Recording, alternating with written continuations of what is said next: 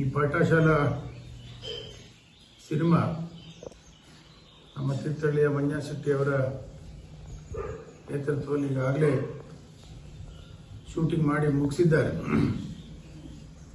ಬಹಳ ಸಂತೋಷ ಪಡುವಂಥದ್ದು, ತೀರ್ಥಹಳ್ಳಿಯ ಹಿಂದಿನ ಮೂಲ ಭಾಷೆಯನ್ನು, ಮೂಲ ಸಂಸ್ಕೃತಿಯನ್ನು ಇಟ್ಕೊಂಡು, ಮೂಲ ನಮ್ಮ ಸಂಪ್ರದಾಯಗಳನ್ನ ಇಟ್ಕೊಂಡು ಮಾಡಿರುವಂಥ ಒಂದು ಸಿನಿಮಾ ಇದು. ನಾವೆಲ್ಲರೂ ಕೂಡ ಮಲೆನಾಡಿಗರು ನೋಡಬೇಕು ಮತ್ತು ಹೆಮ್ಮೆ ಪಡಬೇಕು. ನಮ್ಮ ಸುಮಾರು 60-70 ವರ್ಷದ ಹಿಂದೆ ತೀರ್ಥಹಳ್ಳಿಯ ಭಾಷೆ, ಸಂಪ್ರದಾಯಗಳು, ಶಾಲೆ ಹೇಗೆ ನಡೀತಾ ಇತ್ತು, ಇವೆಲ್ಲವೂ ಕೂಡ ಕುವೆಂಪು ಕಾಲದ ಅವರ ಕಾದಂಬರಿಗಳಲ್ಲಿ, ಕವಿತೆಗಳಲ್ಲಿ ಏನು ಬರುತ್ತೆ, ನಮ್ಮ ಮೂಲ ಭಾಷೆ ತೀರ್ಥಹಳ್ಳಿಯ ಆಡುಭಾಷೆ ಏನಿದೆಯೋ ಅದರಲ್ಲಿ ಮಾಡಿರುವಂಥದ್ದು. ಮತ್ತು ನಮ್ಮ ಮೂಲ ಸಂಪ್ರದಾಯವನ್ನು ಇಟ್ಕೊಂಡು ನಮ್ಮ ಭತ್ತದ ನಾಟಿ ಮಾಡೋದಿರ್ಬೋದು, ಬೇರೆ ಬೇರೆ ಹಳೆಯ ಶಾಲೆಗಳ ವ್ಯವಸ್ಥೆಗಳಿರ್ಬೋದು, ಹಳೆಯ ಉಪಾಧ್ಯಾಯರುಗಳ ಅಂದರೆ ಶಿಕ್ಷಕರ ಅವರ ಏನು ಶೈಲಿಗಳು ಹಾಗೆ ಹಿಂದೆ ಹೇಗಿತ್ತು ಅನ್ನೋದು, ಮಕ್ಕಳೆಲ್ಲ ಯಾವ ಥರದಲ್ಲಿ ಶಾಲೆಯಲ್ಲಿ ಇರ್ತಿದ್ರು, ಗೌರವ ಕೊಡ್ತಾ ಇದ್ರು, ಅವತ್ತಿನ ಮಲೆನಾಡು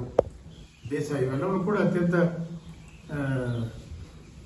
ಪೂರ್ತಿ ಮೂಲ ಮಲೆನಾಡನ್ನು ಇಟ್ಕೊಂಡು, ತೀರ್ಥಹಳ್ಳಿಯ ಮೂಲವನ್ನು ಇಟ್ಕೊಂಡು ಮಾಡಿರುವಂಥದ್ದು ಬಹಳ ಹೆಮ್ಮೆ ಪಡುವಂಥದ್ದು. ಮತ್ತು ಮತ್ತೊಂದು ಸರಿ ಇವತ್ತಿನ ಪೀಳಿಗೆಗೆ, ಇವತ್ತಿನ ತೀರ್ಥಹಳ್ಳಿಯ ಪೀಳಿಗೆಗೆ ನಮ್ಮ ಪೂರ್ವಜರು ಹೇಗಿದ್ದರು, ನಮ್ಮ 60-70ರ ದಶಕದಲ್ಲಿ ತೀರ್ಥಹಳ್ಳಿಯ ಶಾಲೆಗಳು ಹೇಗಿದ್ದವು ಅನ್ನೋದನ್ನು ನೆನಪು ಮಾಡುವಂಥ ಒಂದು ಕಾರ್ಯಕ್ರಮವನ್ನು ಇದು ಮಾಡಿದ್ದಾರೆ. ಬಹಳ ಸಂತೋಷ ಪಡುವಂಥದ್ದು. ನಾವೆಲ್ಲ 70ರ ದಶಕದಲ್ಲಿ ನಾವು ಕೂಡ ಓದಂಥವ್ರು, ಅವತ್ತು ಹೇಗಿತ್ತು ಅನ್ನುವಂಥ ಒಂದು ಪರಿಕಲ್ಪನೆಯನ್ನು ಇಟ್ಕೊಂಡು ಈ ಕೆಲಸ ಮಾಡಿದ್ದಾರೆ. ಅವರಿಗೆ ಮತ್ತು ಅವರೆಲ್ಲ ಟೀಮಿಗೆ ವಿಶೇಷವಾದಂಥ ಅಭಿನಂದನೆಗಳು. ಅದು ಇದು ಈ ಸಿನಿಮಾ ಯಶಸ್ವಿ ಆಗಬೇಕು. ತೀರ್ಥಹಳ್ಳಿಯವರು ಅವ್ರಿಗೆಲ್ಲಾದರೂ ಏನೇನು ಬೆಂಗಳೂರಿಗೆ ಮತ್ತೊಂದು ಕಡೆಗೆ ಈ ಸಿನಿಮಾ ನೋಡುವಂಥದ್ದು ಮತ್ತು ಪ್ರೋತ್ಸಾಹ ಮಾಡುವಂಥದ್ದು.